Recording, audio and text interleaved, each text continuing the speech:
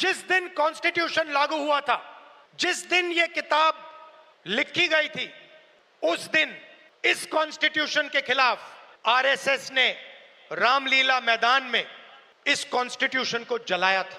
क्या वास्तविकता है? वास्तविकता इतिहास की यही है कि संविधान का जो निर्माण है वो BN राव साहब ने किया है, ना कि अंबेडकर जी ने। अंबेडकर जी तो संविधान को जलाना चाहते थे। यदि देश के किसी भी महापुरुष का अपमान करेगा या भारतीय संविधान का अपमान करेगा तो उसको बर्दाश्त नहीं किया जाएगा। पिछले 5 महीनों से भारत में एक ही शब्द बार बार सुर्खियों में है, वो है संविधान। कभी कोई नेता संविधान की किताब लहराता है तो कभी अदालत में संविधान पर सवाल उठते हैं, कभी राहुल गांधी रैलियों में संविधान की कॉपी लेकर घूमते हैं, तो कभी सुप्रीम कोर्ट में मुख्य न्यायाधीश पर जूता फेंका जाता है जिससे संविधान पर कड़े सवाल उठते हैं। कभी कोई कहता है संविधान खतरे में है तो कोई कहता है संविधान ही देश का अस्त्र है। हाल ही में एडवोकेट अनिल मिश्रा ने विवादित बयान दिया कि डॉक्टर भीमराव अंबेडकर ने संविधान नहीं बनाया, और फिर क्या पूरे देश बहस में उतर आया। तो आज हम जानेंगे आखिर संविधान क्या है, किसने बनाया और क्यों आज हर कोई इसे राजनीतिक का हथियार बना रहा है।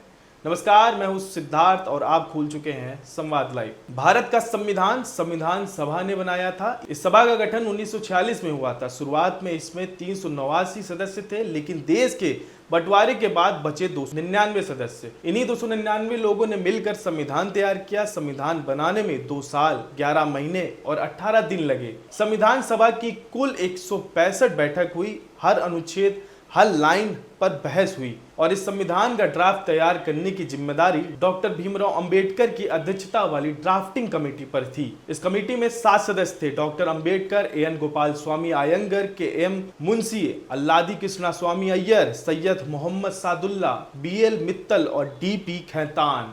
बाद में N माधव राव को भी शामिल किया गया। डॉक्टर अंबेडकर को इसलिए कहा गया भारतीय संविधान के निर्माता।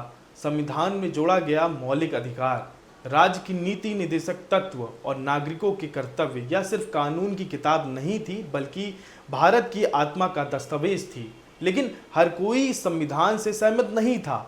कुछ लोग चाहते थे कि देश धार्मिक ग्रंथों या मनुस्मृति के आधार पर चले। कुछ रियासतों के राजा नहीं चाहते थे कि संविधान उनकी सत्ता पर लागू हो, और एक बड़ा विरोध आया भारतीय कम्युनिस्ट पार्टी की ओर से। कम्युनिस्ट पार्टी का मानना था कि यह संविधान जनता का नहीं बल्कि पूंजीपतियों का संविधान है। उनका कहना था कि यह ब्रिटिश शासन का ही नया रूप है। कम्युनिस्ट पार्टी के कई नेता इस संविधान से असहमत थे। BT रणदिवे, EMS नंबूदरीपाद और P सुदर्या और AK गोपालन, उन्होंने कहा कि यह संविधान जनसत्ता नहीं लाएगा क्योंकि इसमें आर्थिक समानता का जिक्र नहीं है। संविधान सभा में एकमात्र कम्युनिस्ट सदस्य थे सोमनाथ लाहिड़े।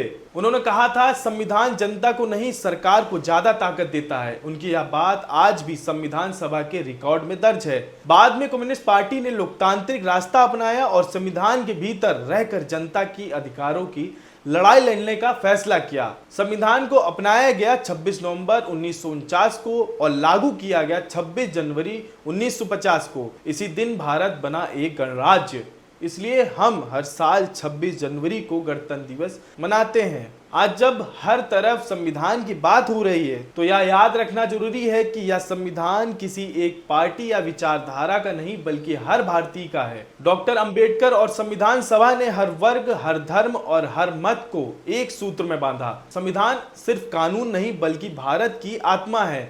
अगर आपको यह जानकारी पसंद आई तो वीडियो को लाइक करें, चैनल को सब्सक्राइब करें और कमेंट में बताएं भारत के संविधान की कौन सी बात आपको सबसे ज्यादा प्रेरित करती है।